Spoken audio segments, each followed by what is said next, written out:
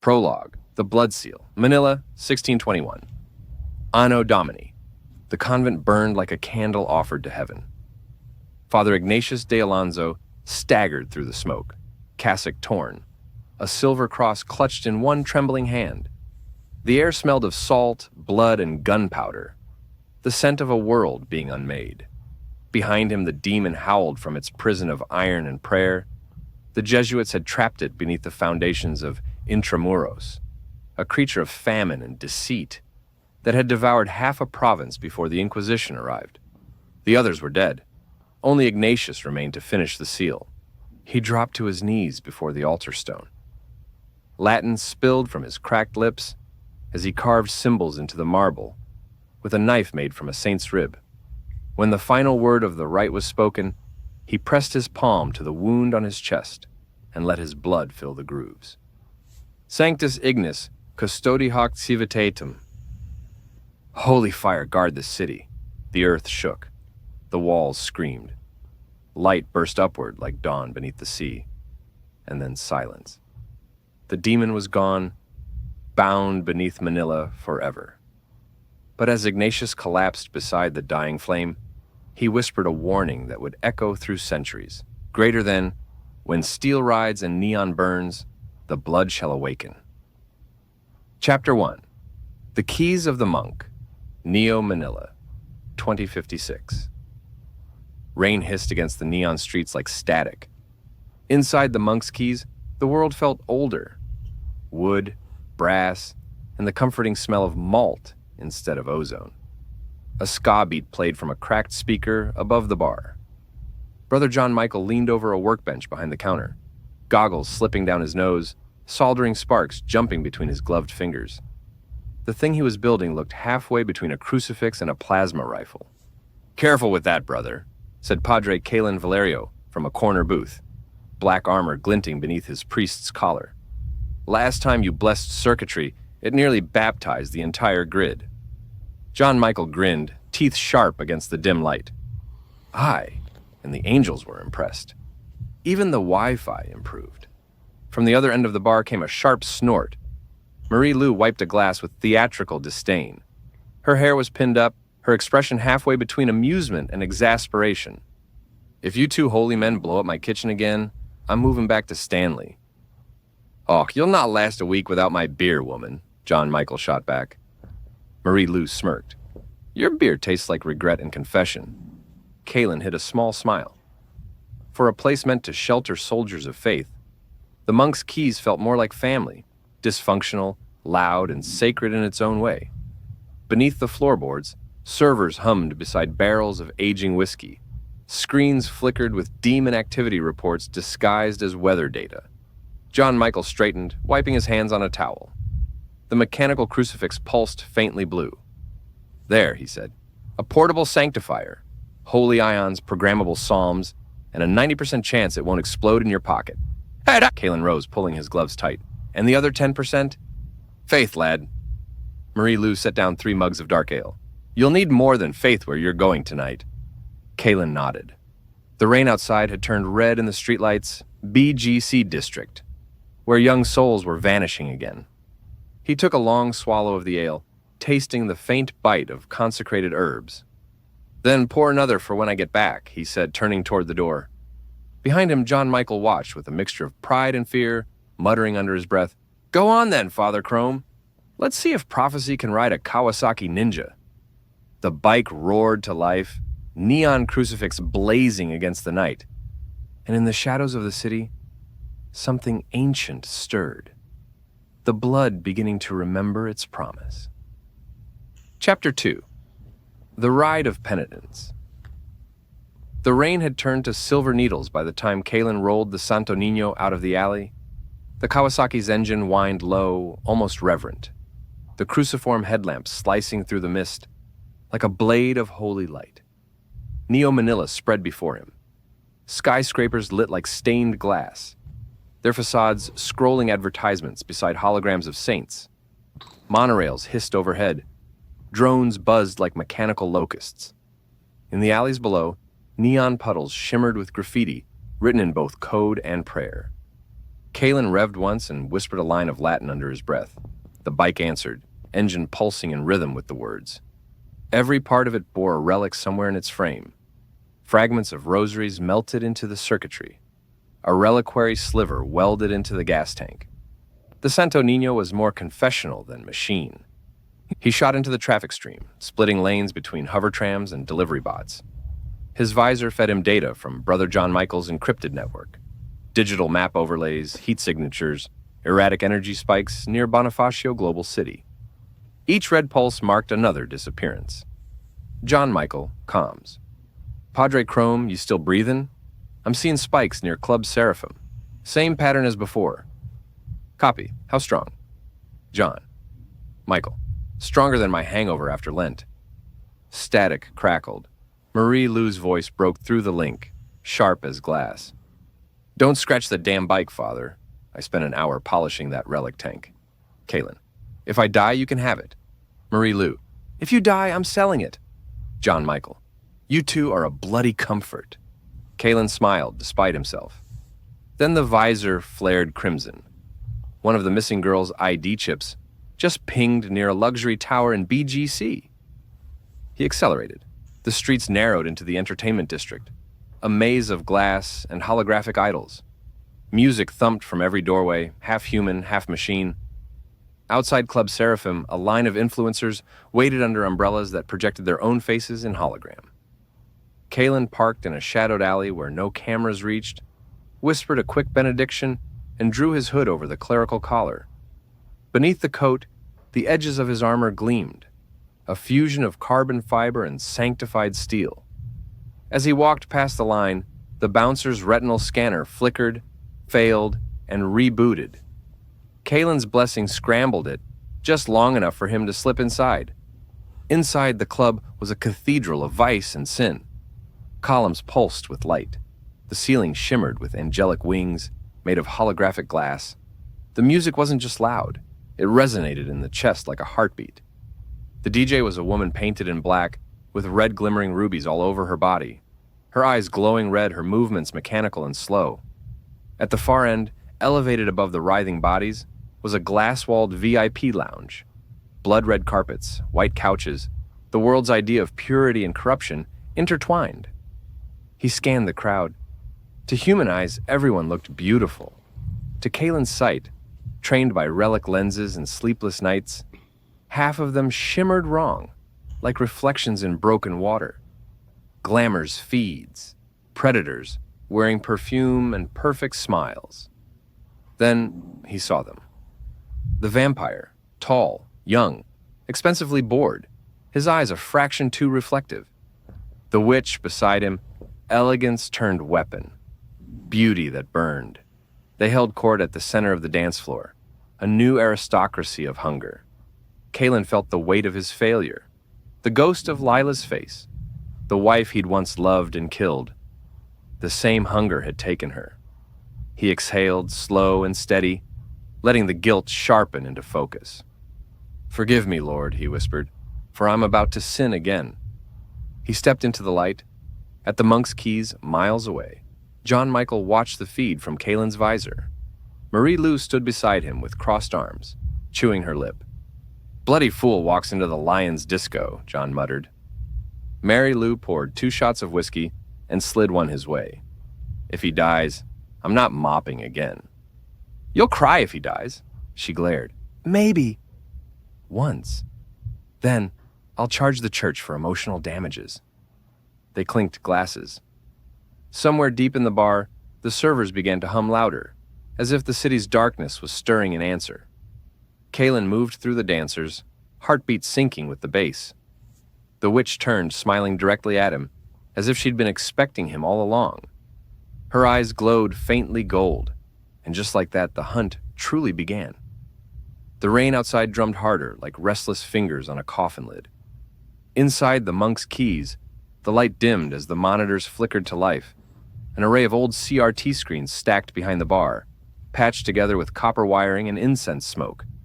John Michael sat before them, sleeves rolled up, spectacles glinting blue from the light of encrypted feeds. Marie Lou leaned on the counter, cigarette dangling from her lips. her usual swagger muted by the grim tone of the data streaming in. On screen, a file opened. The church seal burned for a moment, then vanished, replaced by two faces, Alexis Marot and Seraphine d'Aubigny, the vampire and the witch. Greater than church dossier. Classified/Black Order access only. Subject 1, Alexis Marot. Species, vampiric hybrid. Ancient lineage, believed Carpathian origin. Cover identity, luxury art investor, tech philanthropist, silent owner of Club Seraphim. Estimated wealth, $3.4 billion US. Hidden via shell corporations in the Caymans, Monaco, and Shanghai. Known assets, 4 48th floor apartment towers, along with gated communities, offshore crypto mines, a superyacht registered to Eucharist Holdings. Combat skills, extreme reflexes, regenerative ability, high charisma-based manipulation, psychochemical influence through saliva and pheromones. Known kills, 82 confirmed, 312 suspected. Primary method, drains victims of blood and neural energy via euphoric trance states, often leaves bodies desiccated. Last sighted, Hong Kong, Seoul, Singapore, and most recently, Manila. Subject 2, Seraphine d'Aubigny. Species witch, class 7 empathic conjurer. Origin, Paris, 19th century. Believed dead in 1912. Resurfaced with identical DNA in 2045. Cover identity, fashion influencer, biotech angel investor, music producer. Known abilities, glamour illusions, flesh transmutation, soul binding, high-level enchantment through song frequency. Wealth, joint accounts with Marot, estimated $2.9 billion US. Known kills, 54 confirmed, primarily spiritual extractions. Victims' bodies found intact, but with grayed, brittle eyes. Last sighted, always in proximity to Marot. Symbiotic pair, possibly lovers. John Michael scratched his beard. Well, damnation in designer boots. That's them, all right. Mary Lou exhaled smoke toward the ceiling fan. Rich, pretty, and rotten to the bone. Figures. She took the file, scrolling through images, tabloid photos, gala appearances, candid shots at airports. Always smiling, always immaculate, always hiding in plain sight. Then another file opened. Valerie El Cielo. Her image appeared. A radiant young woman, brown skin glowing under stage lights, hair haloed in gold. Gospel singer. Her voice had filled cathedrals and stadiums alike, until the night she vanished. Mary Lou frowned. I remember her. The Angel of Manila. Sweet kid. John Michael nodded slowly. She was the start of it. Church thought she'd gone rogue, Some scandal, they said. Turns out, he tapped a key. The screen changed. Grainy footage appeared. Valerie performing under a different name, La Cielo Oscura, on the stage of a Shanghai club. Fishnets, heels, Renaissance mask. Her voice, once pure and soaring, now throbbed with sin and rhythm. The crowd worshipped her like a goddess. Marie Lou muttered, "Holy shit." John Michael's voice was low. She was lured in.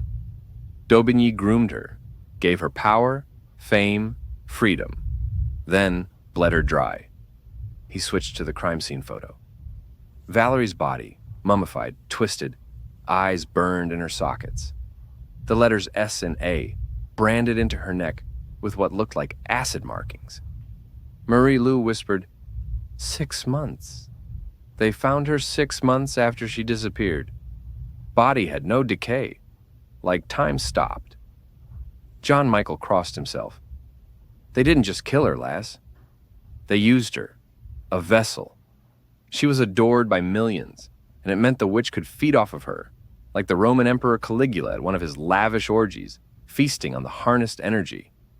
That's why they're in Manila now, setting up another ritual, something bigger. The comm unit buzzed, Kaelen's breathing faint through static. Kaelen messaged over the comms. I see Satan's lackeys. They're feeding. John Michael, Christ preserve us. He's already inside.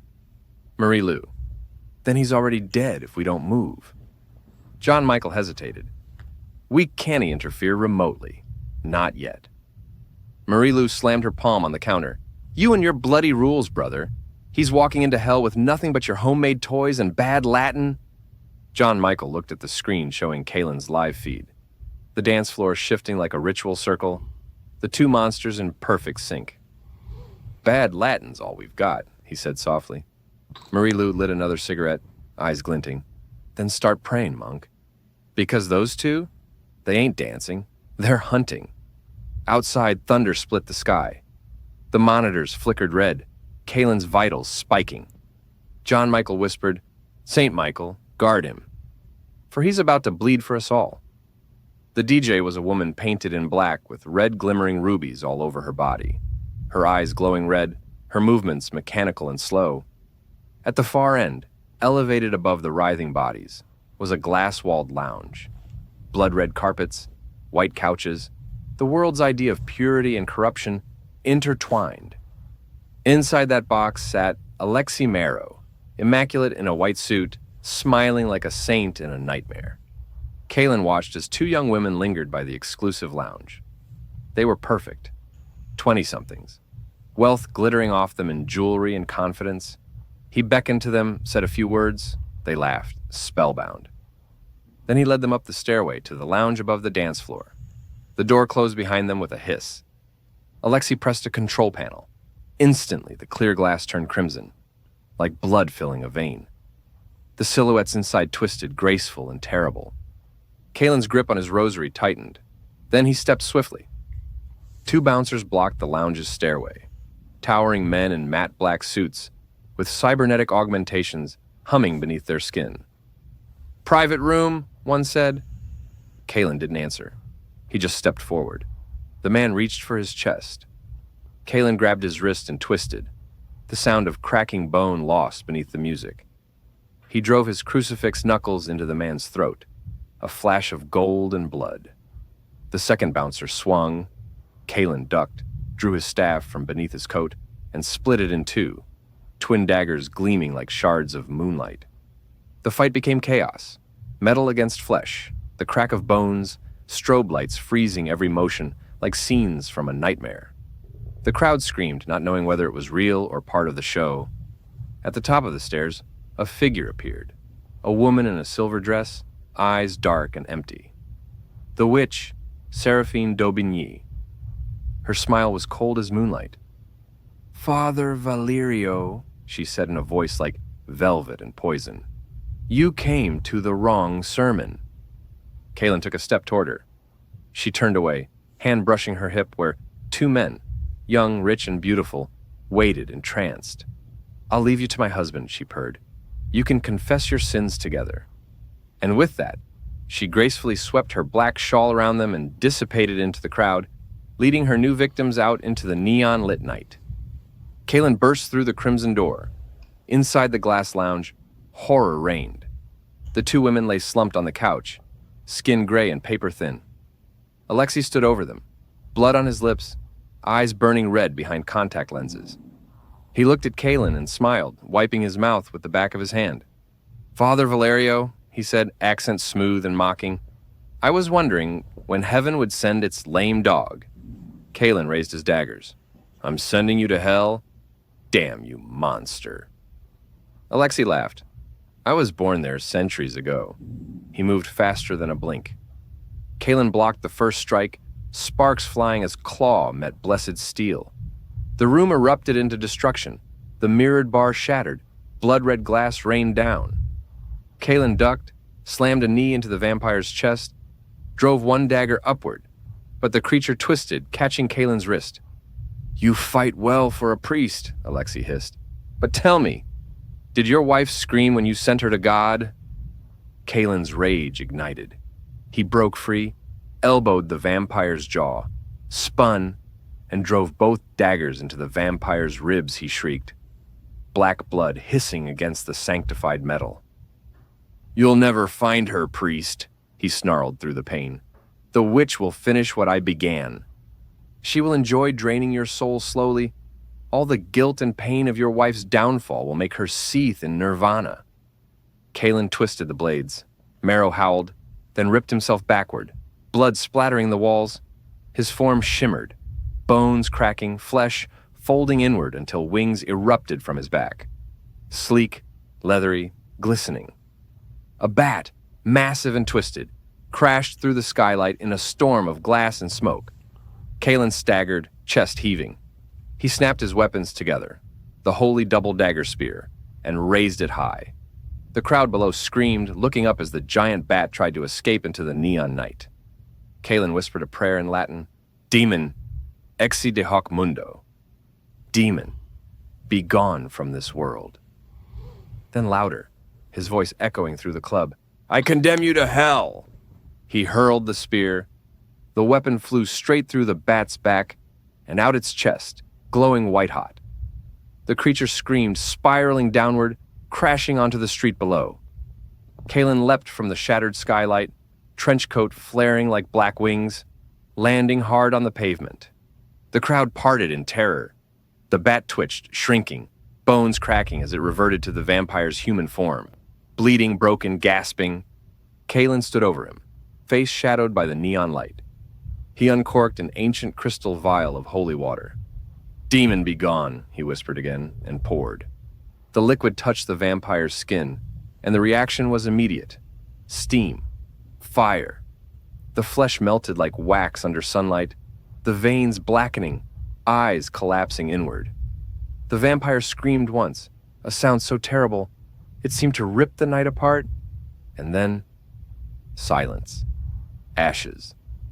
Nothing left but a charred outline where evil had stood. Kaelen dropped to one knee, whispering a prayer. Behind him, the crowd murmured, phones raised, cameras flashing. Wannabe influencers live streaming to their followers. They didn't see a priest. They saw a ghost. He rose, pulled his hood up, and vanished into the rain and alleyways. Above, the red lights of Club Seraphim flickered out one by one until the building was swallowed by darkness. I condemn your soul to the abyss!